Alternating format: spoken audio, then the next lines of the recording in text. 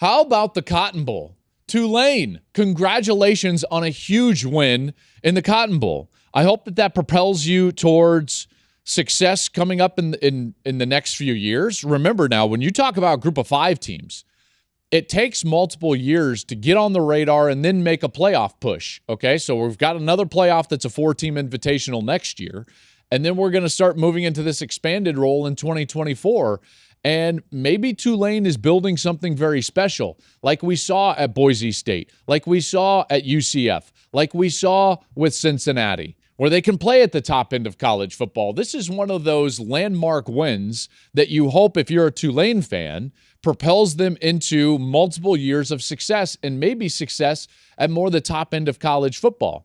So always pay attention to that when you're watching group of 5 teams have success, beat Power 5 teams, in particular in these big matchups late in the season in these marquee New Year's Six Bowls.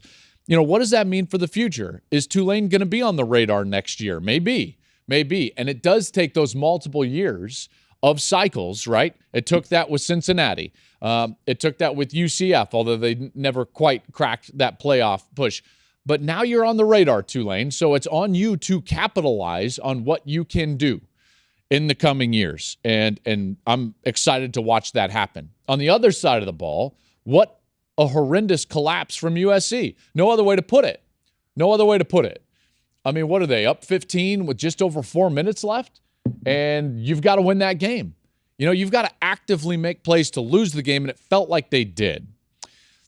Wasted a marvelous performance, again, from Caleb Williams. I mean, this is the scary part for USC. And I really believe in what Lincoln Riley is doing there. You know that, right? I think Lincoln Riley is a heck of a coach. The scary part for USC is that you've got this guy that now we're all starting to realize, in particular after winning the Heisman Trophy, after seeing him play in the back half of the season, what we're realizing is this guy is a generational talent. We might be watching Mahomes 2.0, even better than Mahomes was in college when he was at Texas Tech. This guy's ability is staggering.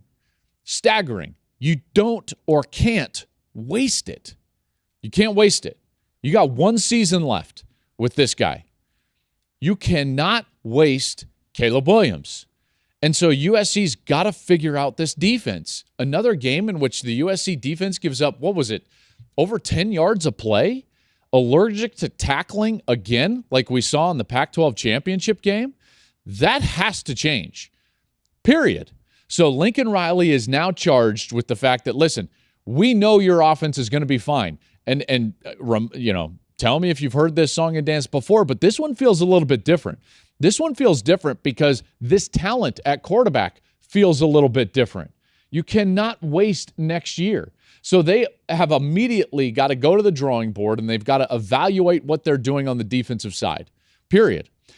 And when you do that, okay, when you're a head coach and you start looking at areas of your team that need to be addressed, it usually happens in a 3-pronged evaluation. You've got to evaluate, is it the players, is it the coaches, or is it the scheme? And it's got to be one of the 3. And if none of the 3 change, then you're inviting the same result. Okay? So I think that Lincoln Riley, knowing what he knows about the transfer portal, knowing what he knows about how quickly you can change your fortunes in the transfer portal, that has to be the clear path towards addressing what the defense is or what it wasn't during the course of this season. They've got to tackle better. They've got to at least play a style of defense that would allow them to win games that become shootouts, right? Even in these playoff games that became shootouts, it was stops that end up kind of winning the game.